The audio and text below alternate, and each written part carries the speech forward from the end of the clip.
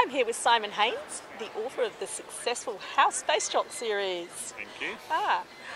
I've heard you're working on a young adult version of HAL. That's right, upper primary. So I'm aiming for sort of 9 to 12-year-olds. It's House Space Jock as a 10-year-old, and he's living on a space station with his parents. Gets into all sorts of scrapes. That just doesn't sound like... I mean, it sounds awesome, but I would not like to be house parents. No, I mean, I do a lot of school talks for upper primary. Yeah. And I talk about falling off of roofs, falling off of bikes, accidentally shooting people with my air rifle, all sorts of stuff, which the teachers, their hair stands on end. Yes. And I thought, why not write a book with HAL? It's fictional, but it's some of the adventures are things that happen to me as well. That's the kind of response I'm having. Yeah. So, I want to write a book where parents go, I don't want my kids to read it, basically, which means they want to read it, which means I'll sell a heap, and then I can buy a second Jaguar. Ha ha. That sounds very authors exciting. are not commercially motivated at all. No, marketing is not important. No, marketing's not important. You should not start a blog. You should never think about positioning yourself. No, don't Twitter merchandising. No tweets about how many words you've written. No, definitely not. Just write the books, sell lots of books, and then write more books. And don't ever buy Jaguars. No, don't buy Jaguars. They break down all the time. Okay. Stick with a Subaru. Thank you very much, Simon. I hope you have a great time at the convention. Thank you. I'm here with Richard Harlan, writer of World Shaker and Liberator. Congratulations on the coming release of Liberator. Yeah, it's very exciting. It's just a week away from when it actually comes out, and just having an advance copy here. But yes, this is the whole cover, very attractive cover. It is, and for me it's like a dream come true, because I started. Well, being able to finish novels was the first dream, and the second was that after 14 novels, World Shaker actually hit big internationally. It's sold to America and the UK and France and Germany and Brazil, and Liberator's going out all the same places, so it's kind of like, it's all happening.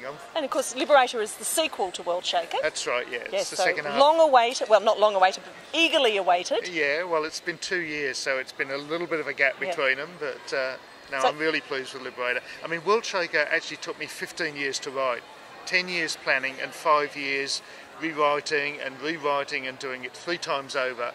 Liberator, when I got into it, it came in a mad, wonderful rush in 6 months, the whole thing. So tell me about Liberator. Okay, World Shaker is set on a world of juggernauts. We're looking at 19th century.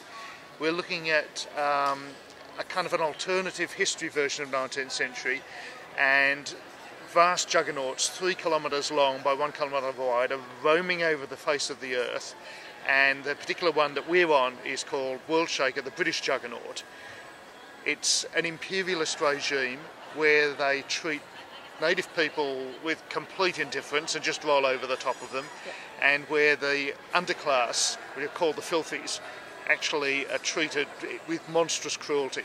And I can reveal the end of World Shaker. The revolution does take place. So Liberator is 3 months further down the track, and the revolution has started to turn sour, because there is a saboteur on board who is actually wrecking the machinery, and people like Cole, who's the hero, they're getting blamed. They're the old upper class. They're naturally the ones who are getting blamed for the sabotage.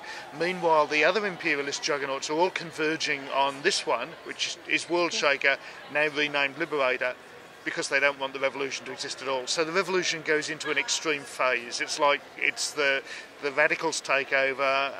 There's a reign of terror, and it all builds up and up and up and up. Sounds wonderful. So Richard, talk to me about steampunk. Okay, steampunk is a big trend, particularly in America. It's kind of become the current fashion. It also happens to be what I wrote almost by accident, not knowing it was called steampunk. Think of like 19th century, think of Victoriana, think of sort of Dickensian clothing. But this isn't the real 19th century, this is the fantasy version.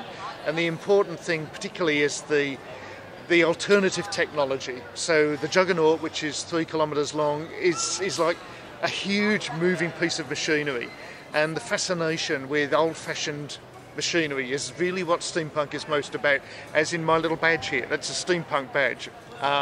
the vest with the buckles on. You see, it's kind of like 19th century, but 19th century that never really was. And that's kind of, I think, the appeal to create old-fashioned machinery that didn't really exist, but you feel it should have done. Yep, a different kind of fantasy. It is. That's why I like it, actually. I love Tolkien-esque fantasy, but there's been so much of it. I really like the chance to do something that is fantasy, but different in feeling. Yeah. I'm really looking forward to reading it. Okay, well, thank you very much for coming and talking to us. Well, thanks. Thanks for having me on. Hi, I'm with Carol Riles at SwanCon. Hi, Carol. Hi. I'd particularly like to ask you about going to Clarion in the US. Clarion US. Yeah. Clarion West is an intensive writers' workshop that runs over 6 weeks. It's held yearly in 3 places, in Seattle, USA, San Diego and Brisbane. I went to the Seattle one, and it's aimed at science fiction writers who want to make a professional career out of science fiction writing, and we spend the entire 6 weeks writing and critiquing each other's work under the direction of professional writers. Yeah. Sounds very intense. Yes, definitely intense. Not much sleep, not much anything else. Yeah, 6 weeks of writing. Yeah. Fabulous opportunity. It's best, yeah. And I learned quite a lot.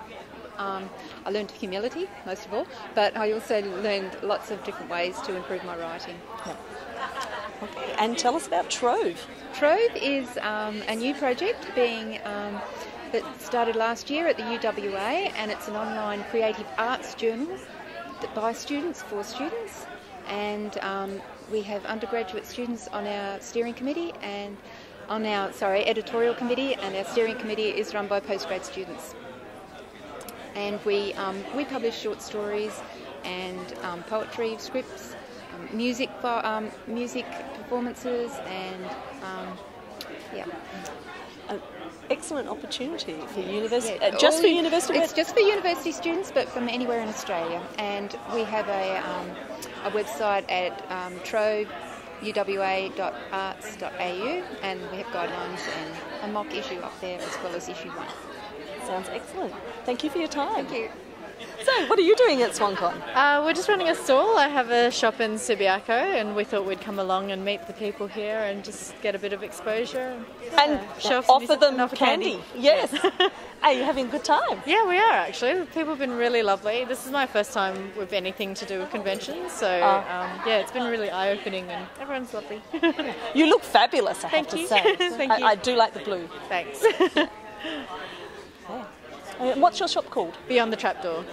And what kind of, let's have a look at the things you sell. Okay, we are predominantly a fashion store, so we do a lot of rockabilly, 50s, rock and roll, greaser kind of fashion, and we do a lot of burlesque, so corsetry, backseam stockings, but we also do a lot of quirky things, and we like to profile local designers, so down that end is mostly Perth designers who've made jewellery, coasters, fascinators, all sorts of things, yeah.